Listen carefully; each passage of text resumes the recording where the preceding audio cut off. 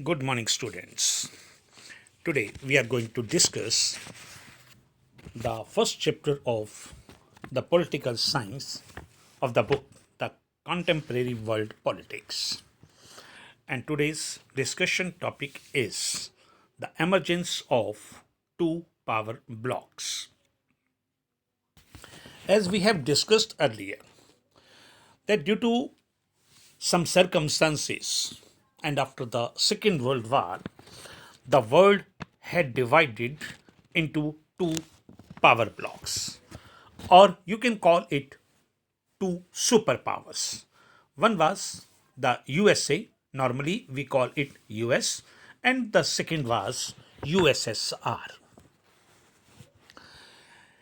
In fact, each power tried to stop the influence of the other power bloc. And this created the rivalries between the two power blocks. And each power bloc was trying to overpower the other group. And they tried to add other countries with them so that they may be able to increase their power. In this way, the world divided into two camps. And both blocs signed many treaties with other allied nations. In fact, these power blocs, they promised to allied countries for their protection, and they promised to supply them weapons to protect themselves from their neighboring countries, as well as they promised to avail economic aid and as well as to protect them from their local rivalries. As a number of countries who had attained freedom recently, they were in fear that they may be attacked by the neighboring countries, and this fear was the main cause of their rivalries.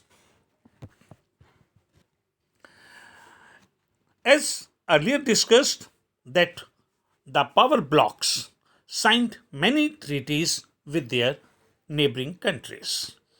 In 1949, the US signed a treaty called NATO.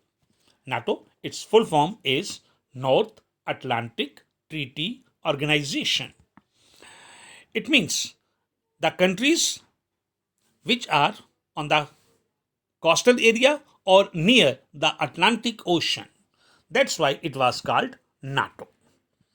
The major industrial countries were joining this group.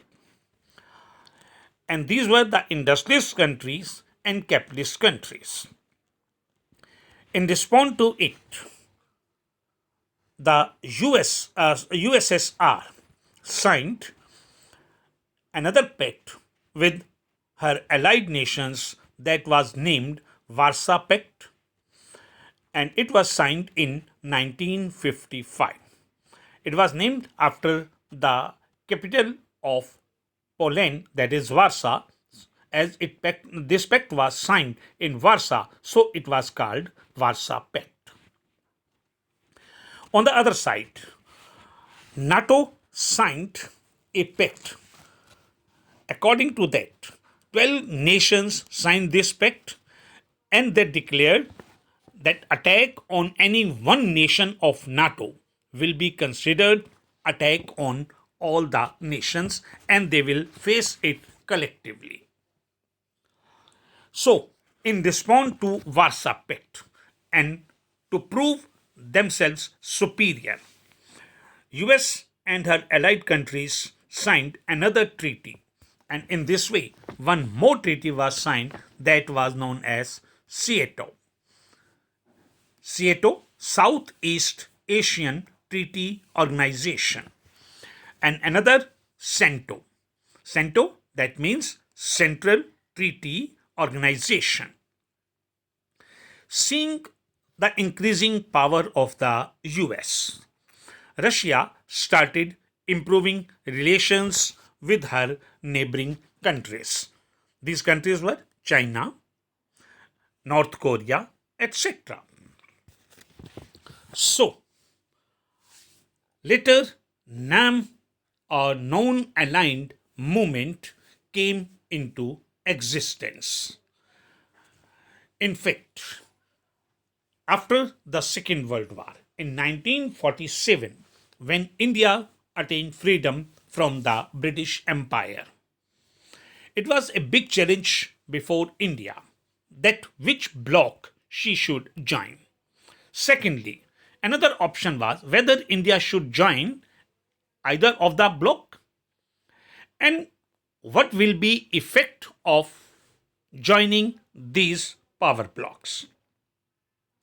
So India played a significant role in decreasing the rivalries between the two nations, USA and the USSR. India decided not to join any of the power bloc. And in fact, the foreign policy of Pandit Jawaharlal Nehru was working behind it. Because India considered that if India joins any of the bloc, it will increase not only the rivalries between the two blocs, but it will increase the arm race also. So at that time, it was a new policy. Some countries criticized India, saying that India want to keep herself away from the world politics. But India made it clear that non-aligned movement does not mean that we will not take interest in the world politics, but we will see which bloc is right and India will take independent decision according to situation.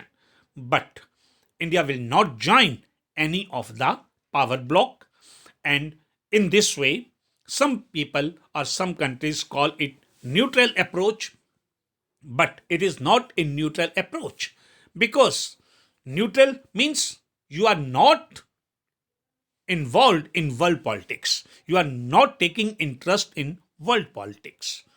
That's why India made it clear that India will take interest in the world politics, but her decision will be according to the situation. Now, the question is, why superpowers needed allies? As we discussed, that superpower, they were trying to increase their power and they wanted to take many of the nations in their groups. So why superpower? Well, while they were superpower themselves, still they needed allies of small countries. So why did they need the help of these small nations? The main reason were the first, vital resources. These Asian and African countries, they were very rich in natural resources like oil and minerals. And many of the nations where these minerals were not in abundance, so they wanted to occupy they wanted to ensure continued supply of these minerals. That is the reason in current scenario you can observe that US has great influence over Saudi Arabia, because US need oil from Saudi Arabia. So US improved relations with Saudi Arabia and ensured the supply of crude oil. Second, need territories. As these countries like US and USSR, they were advanced in technology, they had advanced technology, and they had produced a number of weapons, so they wanted to sell their weapons in these countries as well as they wanted to depute their troops in those nations to influence their politics. Third, location. By deputing their armies in these nations, they could keep eye on the rivals of their nations. That is why US and USSR sent their armies in the neighboring countries so that they may have control over these nations and they may keep watch or keep eye on their rivals. And next is economic sport. That means small countries, as they were recently free or they had got freedom recently, so they did not have advanced technology while they wanted to make their country progressive, and they wanted to develop industries in their nation, as well as they wanted to take out their citizens out of poverty as soon as possible. But financially, they were not so strong.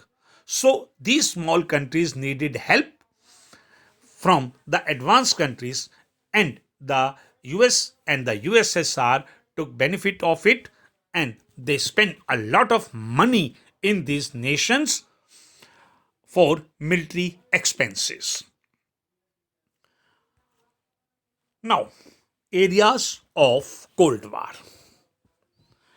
After Cuba crisis, you saw and you have studied earlier, after Cuba crisis, there was strong rivalries between the two power blocs, and they had faced a direct confrontation over the issue of Korea in 1950 and 1953, and in Berlin 1958 to 1962, and in Congo also in 1960. So they made it their prestige issue. That's why they started improving relations with the world countries. Now the crisis deepened because of the rivalries, and no power bloc got ready to withdraw herself from other areas. And that is the reason they did not cross the limitations, because they knew well any wrong step could break a new war. Next, NAM earlier discussed, non-aligned movement, that also played a significant role in decreasing the tension between the two power blocs. As we earlier discussed, Pandit Nehru, as well as other leaders of non-aligned movement like Colonel Abdul Gamal Nasir from Egypt, General Sukarno from Indonesia, and the founder of non-aligned movement, the then president of Yugoslavia, Marshal Tito, Marshal Joseph Tito. These were the leaders who influenced not only the non-aligned movement but the world politics also. Now the main problem was danger or challenges. The danger was, as the two power blocs were very powerful and they had rivalries also. So there was a big danger of starting another war. And even a small war could turn into a world war, like the Second World War. So these countries tried to eliminate their rivalries. The main worry was what would happen if a soldier mischievously shot off fire deliberately or launch any nuclear weapon. It could turn into a nuclear war accidentally.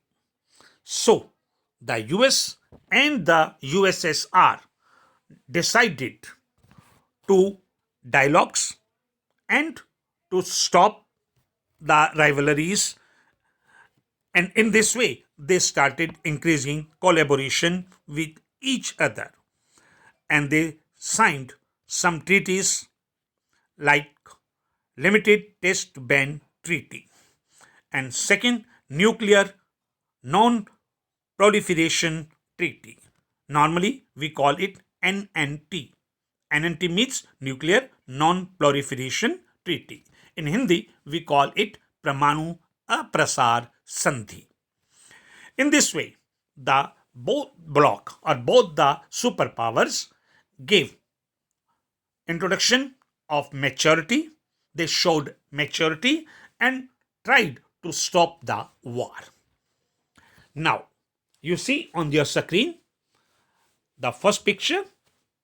If you study it very well or carefully, you will see the man sitting with a stick, USSR, and the lady who is seated along with USSR, that represent USA. And the person behind the bench, that is China. You will get questions like these cartoons in your paper, and you will have to answer after studying this cartoon. So it shows the USSR and USA. USSR and USA. They are trying to improve relations and they are coming close to each other. But in politics, you can't forecast anything so early. And you see, America and China, they have also tie up. And in this way, America and China, they were coming close to each other. It was a trick in world politics. It means USA was trying to come close with China, and in this way, USA wanted China to be separate from the USSR. And this picture, you see, here is the man sitting in the chair, that is President Johnson, and the crab in his plate, and later jumping crab. In fact, in Southeast Asia, there is a nation, Vietnam. And in Vietnam was a communist country, and USA did not like communist countries. So, to establish democracy, US invaded on Vietnam, but it proved very costly for US, and US had to face defeat in this war. That's why crab that represent Vietnam. In first pic, you see in the plate there is written Vietnam. So Vietnam proved very costly for the USA, and it was a big question mark on USA power, because a small country like Vietnam gave a strong challenge to USA, and US had to face defeat in this war. So you have to study these topics carefully and try to find out at least 5 questions from this topic, and next time we will take another topic. Thank you.